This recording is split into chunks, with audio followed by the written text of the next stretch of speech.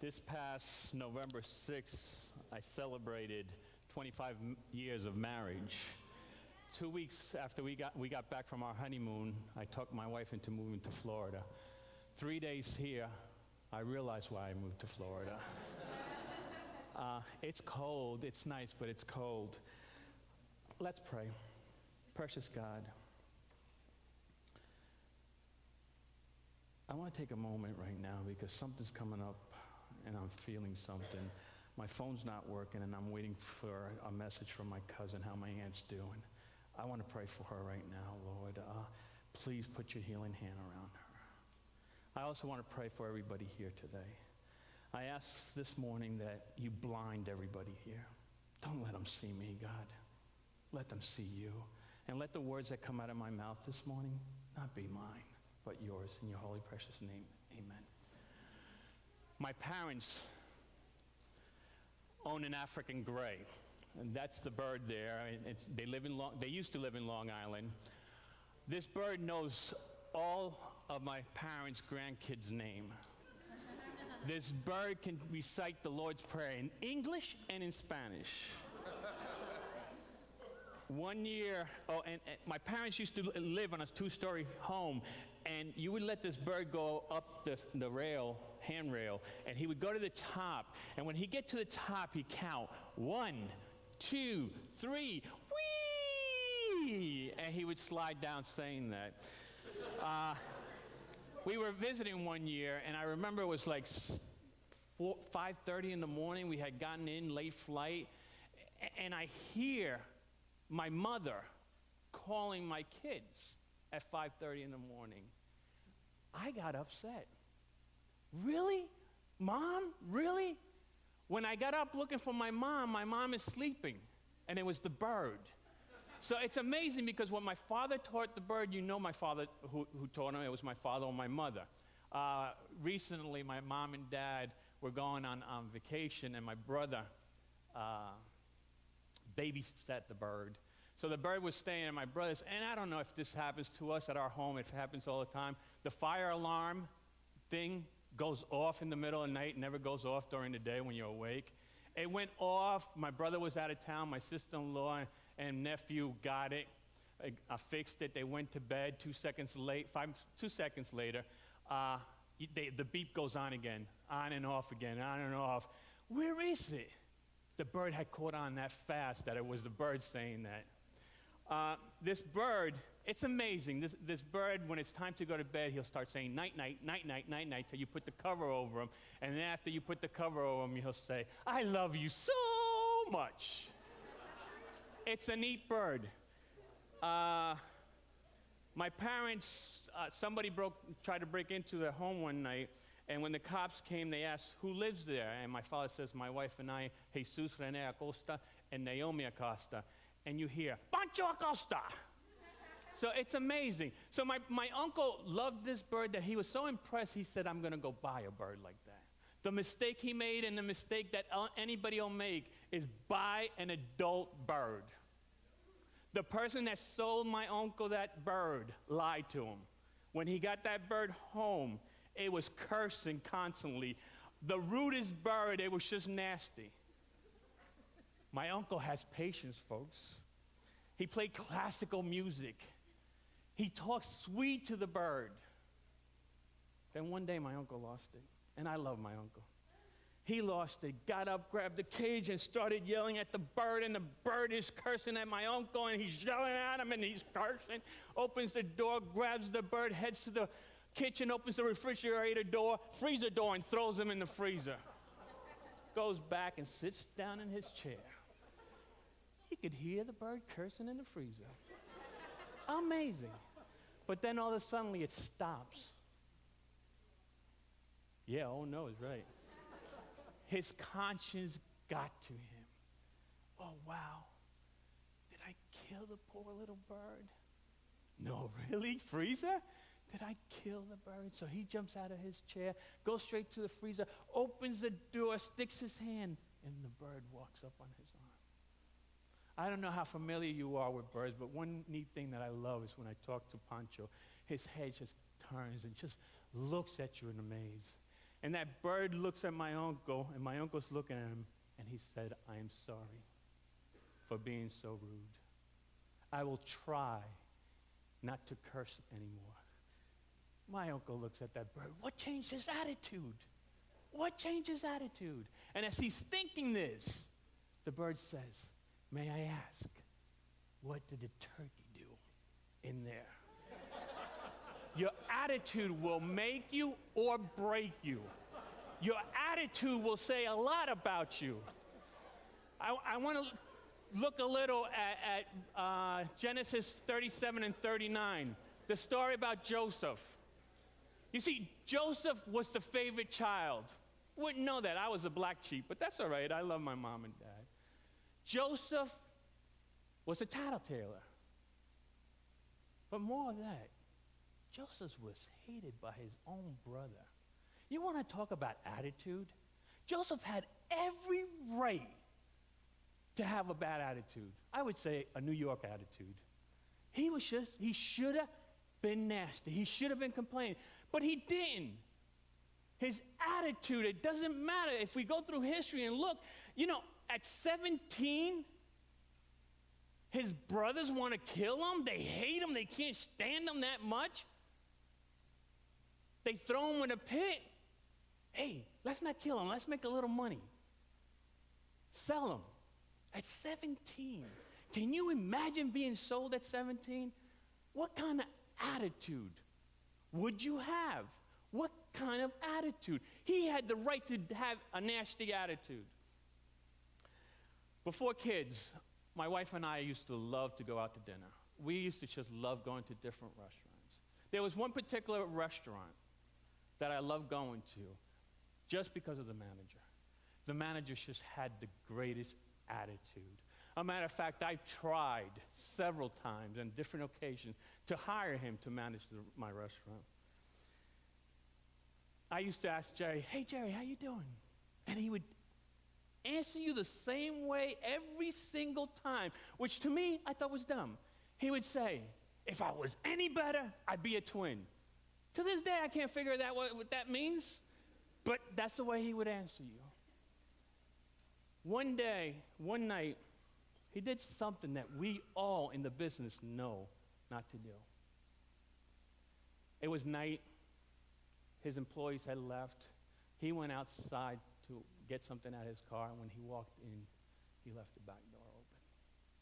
As he's sitting in his office doing some paperwork, two guys come in with a gun and just puts it on his head. Jerry was a really nervous guy. He'd shake.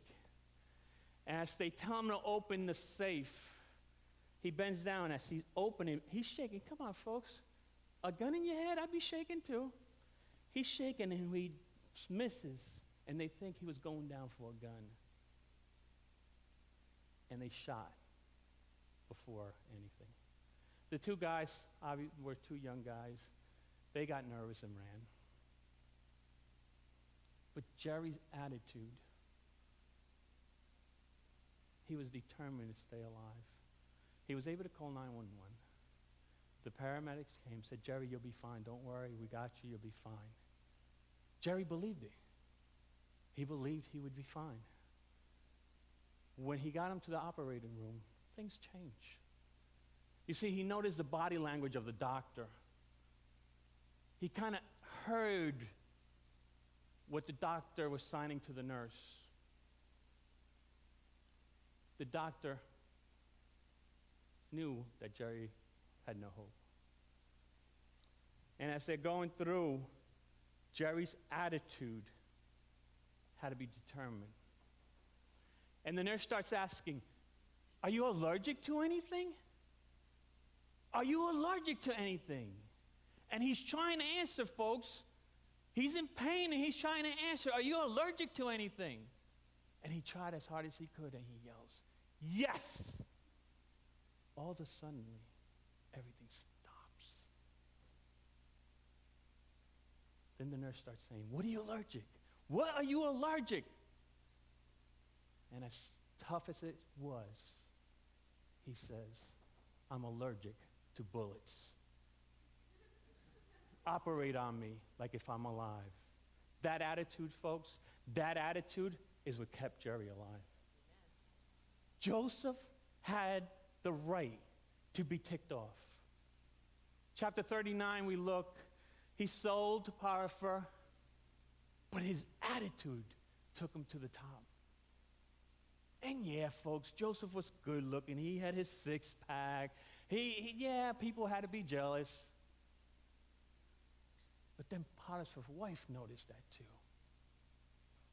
But his attitude didn't change. He ended back in jail. Wow. You have every right to be ticked, Joseph. You have every right to be ticked. When my wife and I decided to open the restaurant, we made a commitment that if anyone walked into my restaurant, they would never leave hungry if they didn't have money.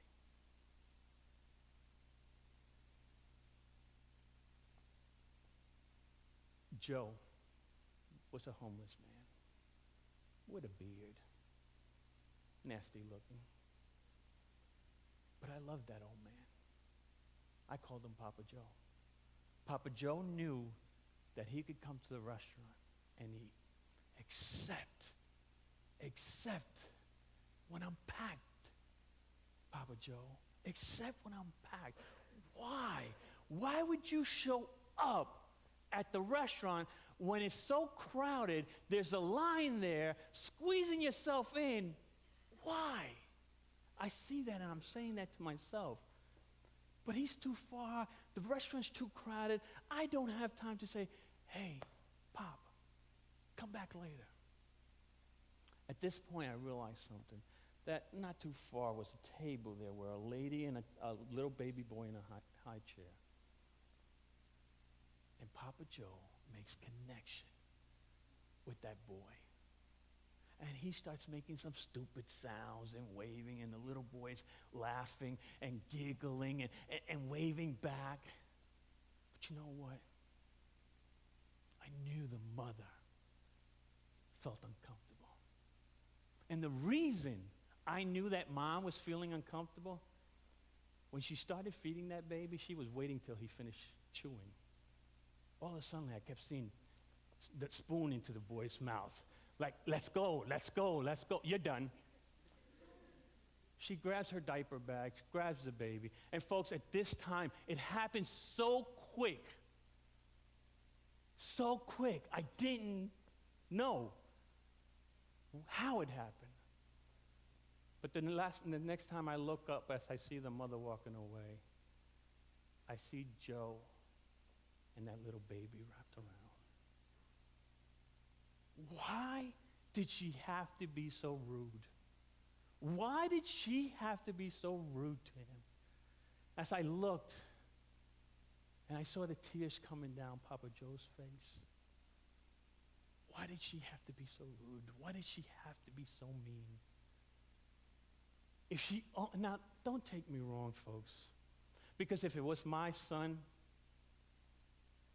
I would have grabbed my boy, and on the way out, I would have stripped his clothes off, thrown him out, got to the minivan, and grabbed all the wipies possible and just gave him a wipey bath right there and then. I understand. But did she have to be that rude? Did she have to be that rude? And I wondered, if she knew his story, would she have treated Papa Joe different? And I'm wondering if people in the community knew Papa Joe's story, would they look at him different than an old man who's homeless? See, I knew the story of Papa Joe. Papa Joe impacted my life. You see, a year prior, his wife dies. A couple of months later, his son-in-law loses his job. Now, of course, no work, you lose your home. His daughter, grandson, and son-in-law had no place to go. What any dad would do, come live with me. Come live with me. Get yourself back on the road and come live with me. They did that. But Papa Joe and his son-in-law started clashing. And folks, it got bad. It got nasty. And yeah, the simple thing would have said to his son-in-law, get out. But he knew if he threw his son-in-law out, he would be throwing his daughter and grandson out. He knew that they would be homeless. So Papa John did something that touched me. And I saw it in attitude like Christ. He walked out, folks. He lived in the street. He has a beautiful house. But he knew that the best thing was living in the street. Would she have treated him different? His attitude, folks, never changed. Joseph had the right to have a nasty attitude. Joseph had the right to be ticked off. After several years in prison, he gets out again. But in the process, folks, if you read the story, he really didn't complain. He still trusted God. It didn't matter. He still trusted God. His attitude brought him to the top. And I wonder one thing as I read the story. I always wonder, did he play mind games with Potiphar's wife? Can you imagine? He could really do some damage now. Did he mess with her, like come to a corner, and she goes the other way, and he show up? His attitude was Christ-like. I want to show you a video. How many of you guys are familiar with The Biggest Loser? Okay, I don't remember.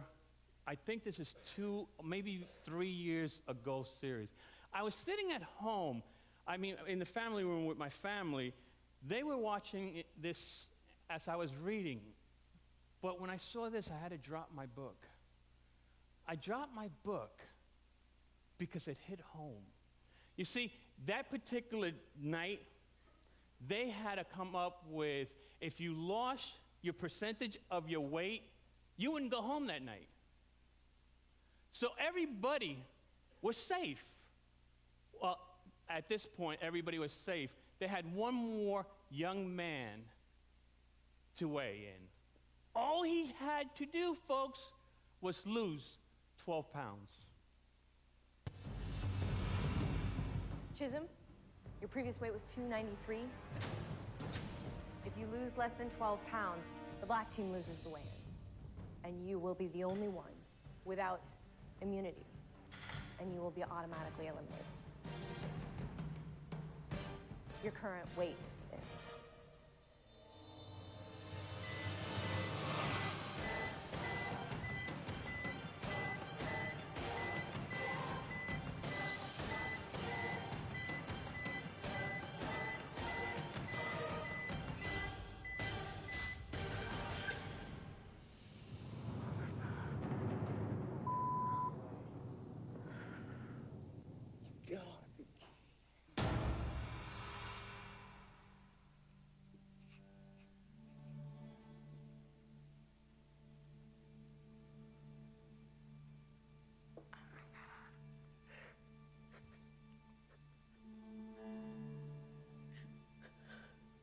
I don't even know what to say.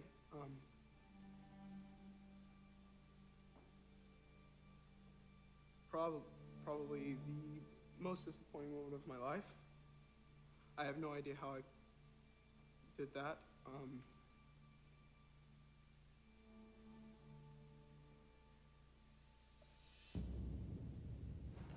Freaking crap, they can't do this. You can't send him home. You can't. I'm 43 years old. I weigh 215 pounds. I'm in great shape. He's 19 years old. He has so much left to do. Let me go. I don't care what you have to do on the show. I don't care what you have to change. Let me go home. Let him stay. He deserves this. He needs this so much more than I do. I cannot stay on this show knowing that he was off by 1 pound.